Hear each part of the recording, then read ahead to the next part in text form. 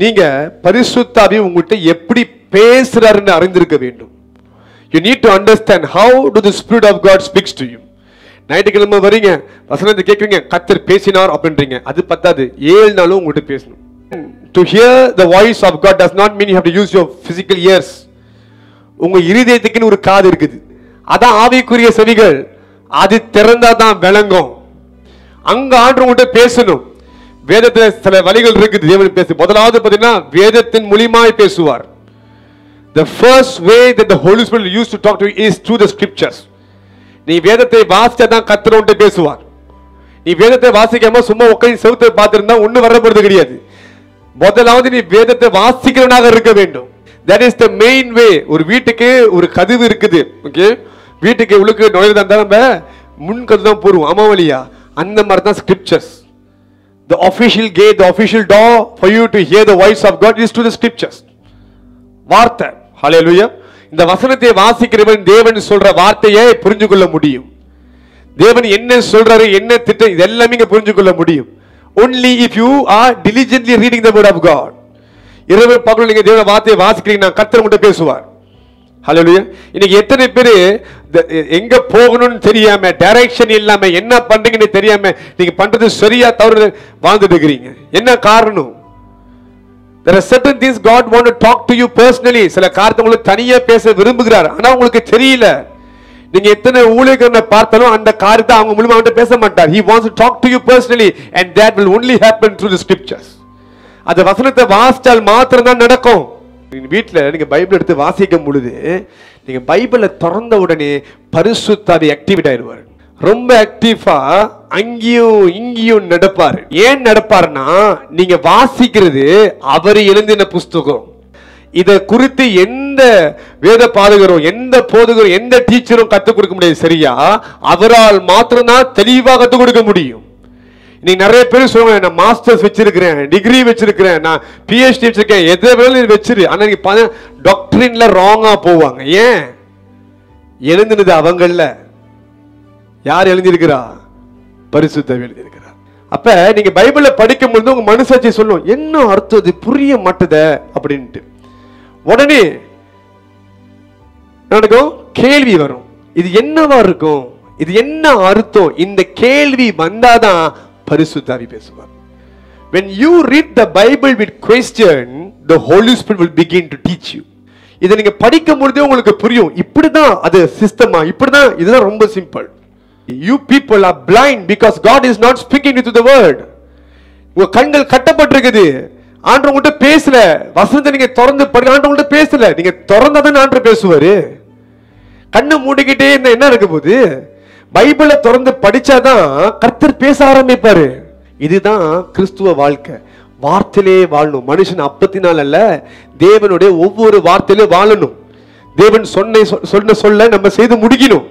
நீங்க யோசிச்சு நான் சொல்ற இந்த காரியத்துக்கும் நீங்க வாழ்ற வாழ்க்கைக்கும் சம்பந்தம் இருக்குதா? யோசிச்சு பாருங்க. இந்த காரியத்தை வார்த்தையில வாழ்றீங்களா, மாம்சத்துல வாழ்றீங்களா? தேவன் சொல்ற வார்த்தை கீழ்ப்படிந்து வாழ்றீங்களா, தேவன் சொல்ற வார்த்தை பேர் வாழ்றீங்களா, இல்ல மாம்சத்தின் விருப்பத்தின்படி வாழ்றீங்களா? ஆராய்ந்து பாருங்க இந்த காரியத்தை குறித்து.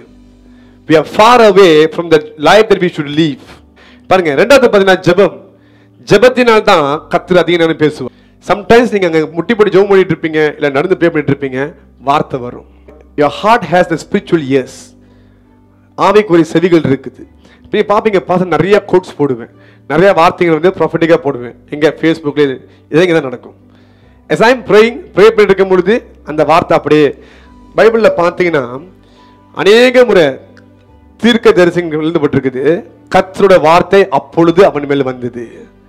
வார்த்தை வந்தது. வார்த்தை எப்படிதான் வரும்?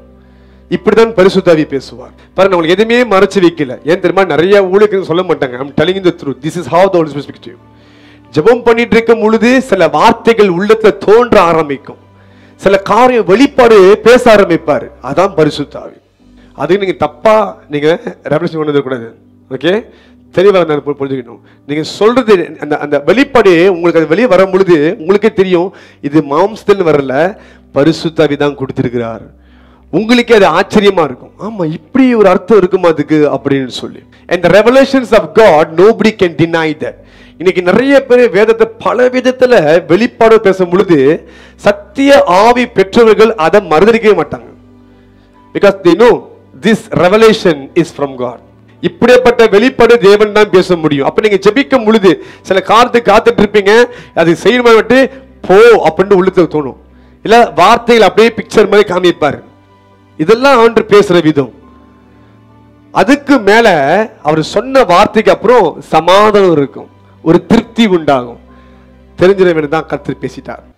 This is very simple. இப்படி நீங்க ஒவ்வொரு பிரச்சனைக்கும் பாஸ்டரை பார்த்து ஜெபிச்சு சொல்லுவாரா? நீங்க எப்பயுமே வளர முடியாது. ஆவியானவர் பேசுவார். சொல்லுங்க, ஆவியானவர் பேசுவார். We need the Holy Spirit to speak to us. அதுக்கு நம்ம என்ன பண்ணணும்? ஜெபிக்கணும். ஹல்லேலூயா. ஆபிரகாமுக்கு தேவன் நடந்து பேசுகிற ஒரு அனுபவம் இருக்குது. அவன் நடந்து பேசும்பொழுதே கர்த்தர் அவன்கிட்ட பேசுவார். அதே போல பரிசுத்த ஆவி உங்களுக்கு ஒரு பெஸ்ட் ஃப்ரெண்டு. மூணாவது பார்த்தீங்கன்னா விஷன்ஸ் அண்ட் ட்ரீம்ஸ். தரிசனங்கள் மூலியமா, சொற்பனங்கள் மூலியமா ஆவியானவர் உங்கள்கிட்ட பேசுவார். சில சொற்பனங்கள் ஞாபகம் இருக்காது, ஆனா சிலர் பார்த்தீங்கன்னா ஆண்டோட மெசேஜ் இருந்துச்சுன்னா யூ வில் ரிமெம்பர் தட். அதுல என்ன ஆண்டவர் சொல்றாரு எல்லாம் உங்களுக்கு தெளிவாகவே தெரியும். அப்ப ரொம்ப காமனான ஒரு வே ஆண்டவர் பேசுவார்னா தரிசனங்கள் இல்ல சொற்பனங்கள். ஹல்லேலூயா. அப்ப ஆண்டவர் அப்படி பேசும் பொழுது நீங்க உப்பு கூட ஜெபம் பண்ணுங்க. ஆண்டவருக்கு என்ன அர்த்தம், என்ன அர்த்தம்னு கேளுங்க. நீங்க கேட்கும் பொழுது கர்த்தர் இன்னும் தெளிவாய் பேசுவார். இல்ல யாருக்கு சில நேரத்தில் உங்களுக்கு வர்ற சொற்பனங்கள் யாரால அது விளக்கப்படுத்த முடியுமோ அவங்களுக்கு ஏற்றப்படி தான் உங்களுக்கு சொற்பனம் கொடுப்பாரு. நீங்க கனவை நீங்க பார்ப்பீங்க, ஆனா உங்களுக்கு அர்த்தம் புரியாது. ஆனா உங்களுக்குன்னு ஒரு தீர்க்கதரிசி ஆண்டவர் வச்சிருப்பார். அந்த சொற்பனத்தை யாரால விளக்கப்படுத்த முடியுமோ அவங்களுக்கு ஏற்ற மாதிரி தான் உங்களுக்கு சொற்பனங்கள் வரும். நாலாவது பாத்தீங்கன்னா த்ரூ அப்சர்வேஷன். அதாவது நீங்க சில காரியத்தை கவனிப்பீங்க, பிறர் நடக்கிற காரியத்தை பார்த்து உங்கள்கிட்ட கவனம் மாதிரி இது உனக்கும் நடக்கும்னு வரும். ஃபார் எக்ஸாம்பிள், அந்த உடன்படிக்கை பட்டியை எருசலேமுக்கு கொண்டு போயிட்டு இருக்கிறாங்க. தாவீதுக்கு ஒரே சந்தோஷம், நம்ம கையால எங்க போகுது, எருசலேமுக்குள்ள போகுதுன்னு சொல்லிட்டு கொண்டாடி அப்படியே சந்தோஷமா கொண்டு போயிட்டு இருக்கிறான். ஆனா கொண்டு போயிட்டு இருக்கிற வேலையில உடன்படிக்கை பட்டி கொஞ்சம் தடுமாவது கீழே விழுகிற மாதிரி போகுது. உடனே ஊசா என்ற மனுஷன், இவன் ஒரு லேவி கோத்திரம் சொந்தம் இல்ல, உடனே கை வச்சு தாங்க போயிட்டான். அவன் அந்த பட்டியை தொட்ட உடனே அங்கே விழுந்து செத்துட்டான். சில நேரத்துல நம்ம நினைப்போம் நம்ம நல்லது தானே செய்யறோம், தப்பு செய்யலைய, நியாயமா தானே இருக்கிறோம், கர்த்தரோட காரியம் தானே இது, கர்த்தருக்காக தானேன்னு சொல்லி நியாயப்படுத்தலாம். அதுதான் ஊசாவும் நினைச்சான். ஆனா அவன் தொட்ட உடனே செத்துட்டான். அது மினிஸ்ட்ரியாவே இருந்தா கூட கர்த்தரோட கமாண்ட்ஸை கர்த்தர் ஓவர்ரைட் பண்ண மாட்டார். You must understand something. Whatever you doing for the Lord, make sure you are in the boundary of the Lord. நீங்க கர்த்தருக்காக என்ன செய்தாலும் சரி, கர்த்தர் உங்களுக்கு கொடுத்திருக்க விதிமுறைகளின் கீழ்ப்படிந்து தான் செய்யணும், கட்டளைகளை கீழ்ப்படிந்து தான் செய்யணும். நான் ஆண்டவருக்காக தானே செய்றேன்னு சொல்லி கையை வச்சீங்கன்னா உயிருக்கே ஆபத்து வரும். ஊசியா என்று ஒரு ராஜா பார்க்கிறோம். அவன் என்ன பண்றான், கொஞ்சம் நல்லா எஸ்டாப்ளிஷ் ஆனதுக்கு அப்புறம் தேவ ஆலயத்துக்குள்ள போயிட்டு கர்த்தருக்கு தூபம் ஏத்துறான். இது அவன் செய்யக்கூடாத ஒரு காரியம். He must not do that. ஆண்டவர் சொல்லிட்டாரு, அவன் நல்லவன் தான், பாவி கிடையாது, கர்த்தருக்காக தான் தூபம் ஏத்துறான், விக்கிரகத்துக்காக கிடையாது. He is doing it for the Lord. ஆண்டவர் தான் செய்றான். ஆனாலும் அவன் தலையில குஷ்டரோகம் வந்தது. Although you are doing it for the Lord, do it according to the law. நீ கர்த்தருக்கே செய்தாலும் கர்த்தர் சொன்னபடி தான் செய்யணும். நான் எதை செஞ்சாலும் ரைட்டா போகும் நினைக்கவே முடியாது. நீங்க சொல்ல முடியாது, ஏன் நினைச்சு பார்க்க மாட்டாரா, அந்த பெட்டி விழுக போனுச்சு, அதான் தூக்க போனேன். அங்க ஒருத்தன் பலியாகிறான். யாரு? ஊசா பலியாகிறான். ஏன் பலியாகிறான் தெரியுமா உங்களுக்கு? தாவீது எதிர்காலத்தில் இப்படிப்பட்ட ஒரு தப்பு செஞ்சிடக்கூடாது. அவனும் கர்த்தரோட வார்த்தையை மீறிடக்கூடாது. அவன் கர்த்தர் மேல அவ்வளவு பாசம் வச்சிருக்கிறான், அவ்வளவு அன்பு வச்சிருக்கிறான். சில நேரத்துல அது அவன் கண்ணை பிசாசு அதை கூட யூஸ் பண்ணி கண்ணை மறைச்சு தேவனுக்கு விரோதமா திருப்பி விட்டுருவோம். நல்லா யோசிச்சு பார்த்தா, ஆண்டவரே இந்த பெட்டி விழுக போது ஒரு மனுஷனா இப்ப நம்மளே ஒரு பிள்ளை கீழ் டக்குன்னு தூக்க போயிடும்.